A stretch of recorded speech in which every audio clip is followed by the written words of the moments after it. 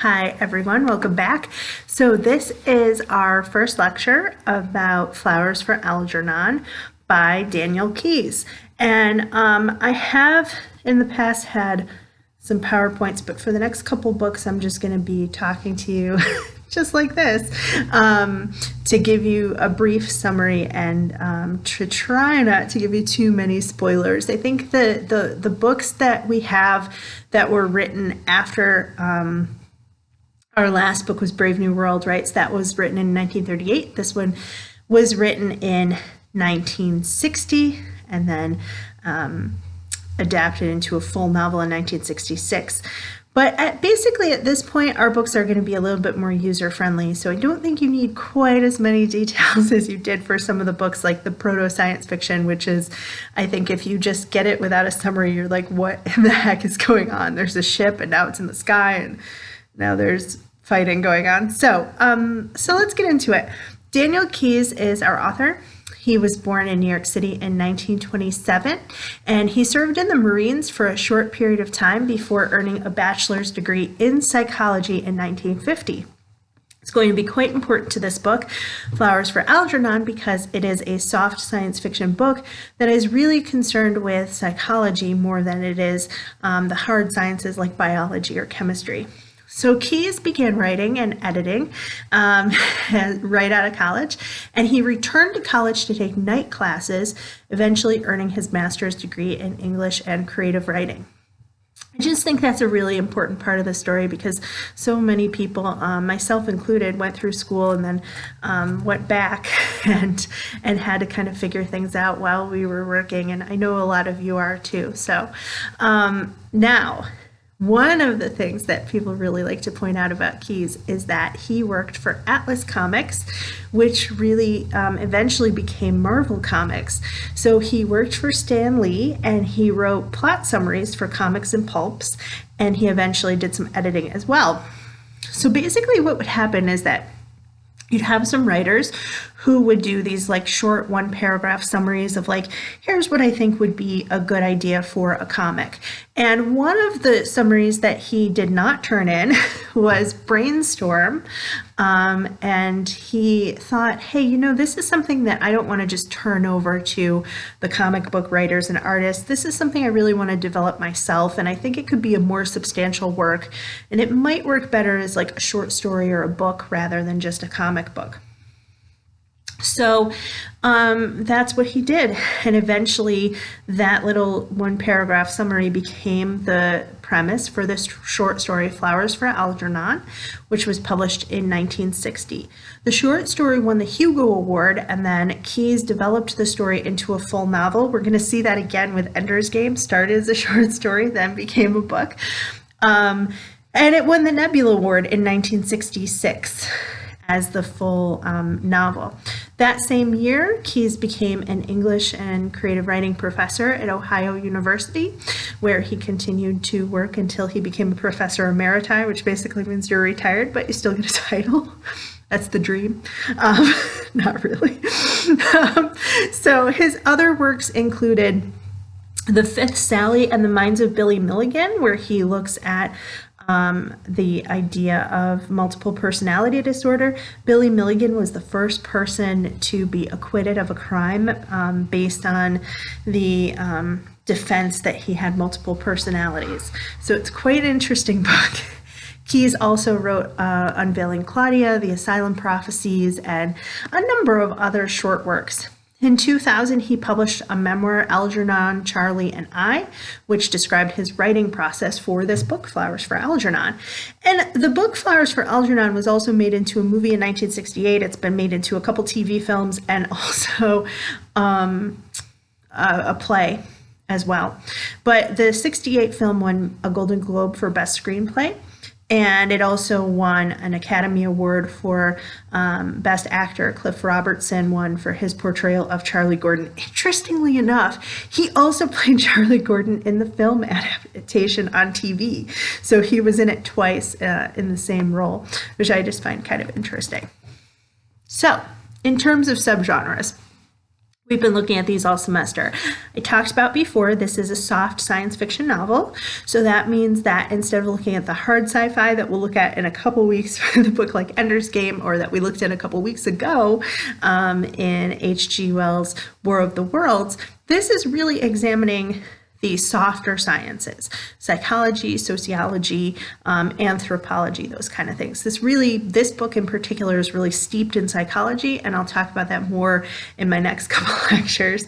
It's also an epistolary novel. Epistolary novels are novels where instead of having a straightforward narrative, they are written in letters, diary entries, that sort of thing. And here we have basically journal entries that are also meant to be progress reports. The book can also be categorized as psychological fiction because it's very interested in psychology. So a little bit of historical background. I'm going to talk more about this in my lectures, but I just want you to know going into the book that a lot of the narrative is based on a 1960s understanding of disability. Charlie, the primary main character, our narrator as well, he has an intellectual disability, and the 1960s had a very different understanding of mental retardation or intellectual disabilities than we do today. So you have to kind of go into this book knowing that while it's looking ahead to scientific developments, it's also very much a product of its time. And that is also true of the author's understanding of Freudian and Jungian psychology, which we'll talk about more later. So something to know. Another thing that I forget, I'm recording this after those lectures where I go into the analysis, but I know that I did not mention this.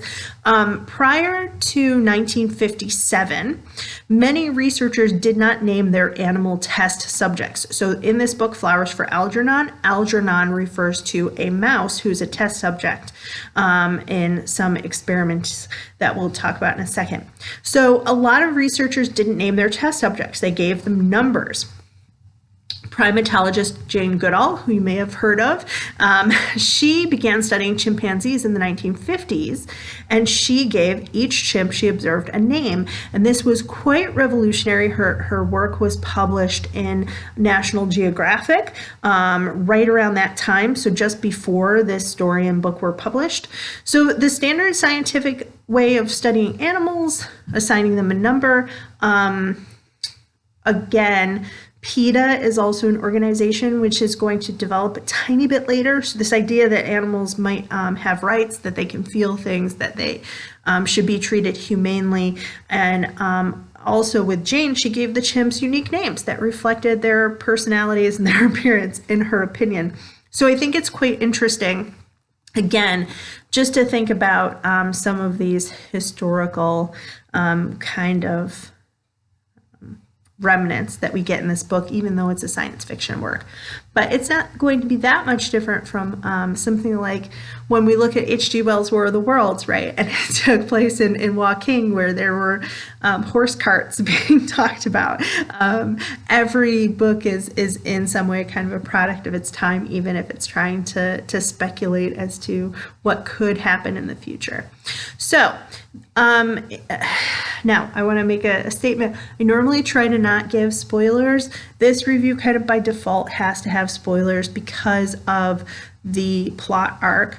So if you don't want to find out what happens, you can stop listening now and then read the book and then go to the next set of lectures.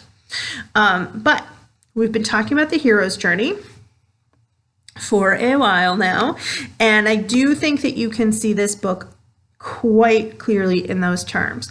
There is a call to adventure for Charlie. He meets a mentor. He crosses this threshold. He has trials and failures. There is this kind of low point. There's a revelation, and there are changes, and there's a type of atonement. I think pretty clearly in this book, even more above others, the author really does follow this pattern. Whether he did that on purpose or not, I don't know. Probably not. But I think that this pattern that we see in so much science fiction and fantasy and and really literature throughout time is pretty closely followed here. So the call to adventure and the meeting the mentors before the operation. At the beginning of the novel, we meet Charlie Gordon, a 32-year-old man with an intellectual disability, and this is said to be due to untreated phenylketonuria. I don't know if I'm pronouncing that correctly. I am not a medical person. But basically, that would be a bacterial infection that was untreated at childhood. However, later on, there's a question as to whether or not his disability might be the fault of his mother due to possibly her drinking. So fetal alcohol syndrome is never mentioned directly, but it certainly, I think, is implied. So for whatever reason, he has this disability, and his uncle has helped him to get this menial job at a bakery so that he doesn't have to live in the state institution, Warren State Home. And even given these challenges, Charlie has decided he really wants to learn how to read and write. He has this, this call inside of him to just be better and to become educated. So he takes classes at the Beekman College Center for Retarded Adults, and there he meets Alice Kinnian, his teacher. Now she's going to be one of the mentors for him on this journey. Niemeyer and Strauss, two researchers at the institution, want him to participate in this experimental treatment meant to cure intellectual disabilities or mental retardation, as it's called in the book. It's not a term that's really scientific, that we don't really use it today, but for purposes here, because it's used in the book, I'll have to, in some places, use it. So along with Alice, they're really imperfect mentors, Niemeyer and Strauss, and they try to guide Charlie in some ways. In other ways, they're kind of using him on this journey. We're going to see this in Ender's Game as well, this idea of like mentors kind of mentoring, but kind of manipulating at the same time. So they've performed this experiment on a mouse named Algernon, and they feel that it's ready to be attempted on a human subject. We have to kind of suspend disbelief for a little bit, because if you know anything about actual scientific experimentation, it would be done on a number of animals before ever trying human experimentation. But at any rate, not in this book. So Charlie agrees to the operation, and then we see this series of challenges and temptations on our hero's journey. We're pulled into Charlie's story. It's entirely told through his progress reports, and we watch as he moves from an IQ of about 68 to an IQ of about 185, which is where people think Einstein was. His vocabulary and sentence structures change. I'm going to be giving you guys some resources about linguistics and what that kind of represents. And I'll talk a little bit about that in my other lectures as well. But some of the challenges here are that as Charlie develops intellectually, his emotional, social, and sexual or psychosexual development really struggle to catch up. So you have someone, and this is not unusual for children sometimes as well, when we have children who are geniuses, sometimes they really struggle emotionally and socially because it's like one part of your brain has grown too quickly, and the other part has to kind of catch up. So if you were a nerd in high school, it's not unusual for that to happen. Sometimes it takes a little while for you to kind of understand how to navigate socially. And if you were a nerd without friends, I should say that. Put it that way.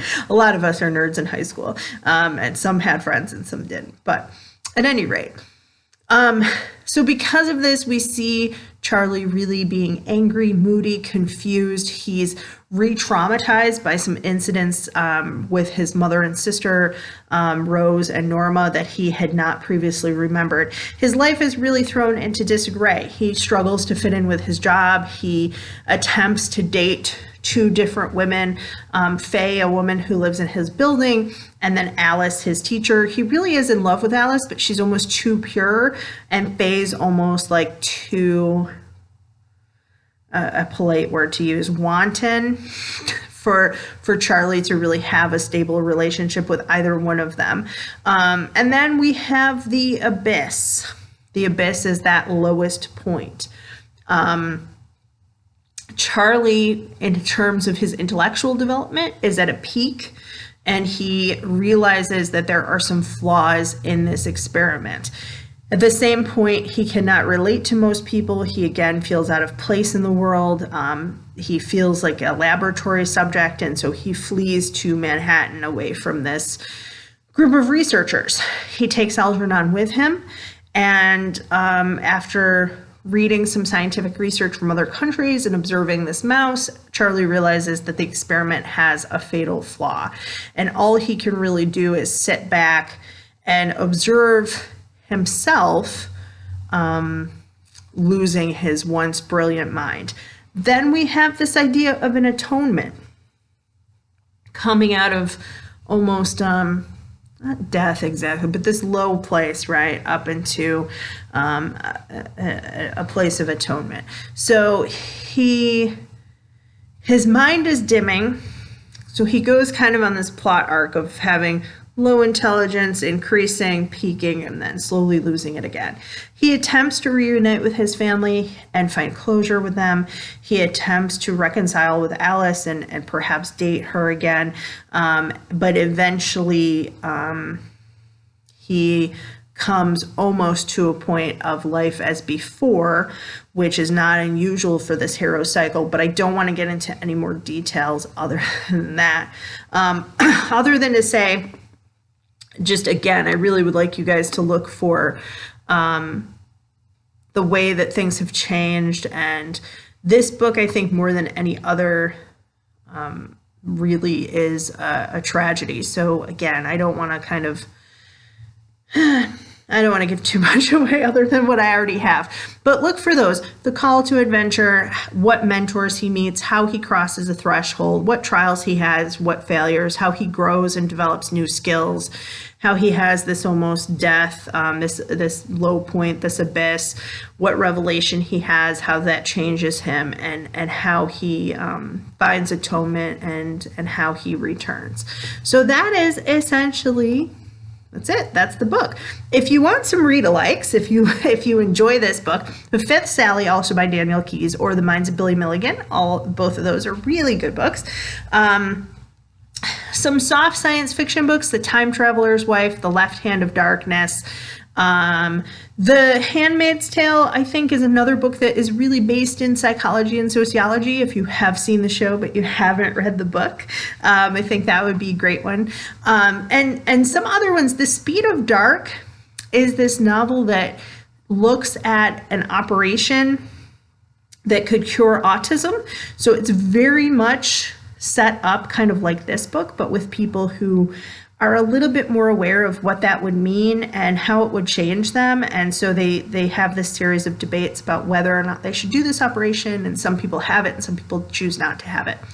The Program is a young adult book where it imagines a future where suicide has become almost like a virus. And so teens are put into this program to keep them from committing suicide. If you want some books that are not science fiction that look at psychology, One Flew Over the Cuckoo's Nest was written almost around the same time. I think originally published in '59, and it has some of these same ideas about how we treat mental illness, some of the same Freudian and Jungian concepts that are in Flowers for Algernon. And then there's another book called Accidents of Nature that's written by someone with a disability about kids with disabilities at a summer camp and how they are kind of stereotyped in other places, but this is like a space for them to be themselves, and you really see all aspects of their personalities and how they are really more different than disabled. So I highly recommend that book, Accidents of Nature. It's a young adult book, but I think really adults can enjoy it as well. So that's it. Look for the next lecture where I will talk a lot more about psychology and some of the Freudian and Jungian aspects of this book, and also the ways that people with disabilities were stigmatized at the time. That's it. Thanks, everybody.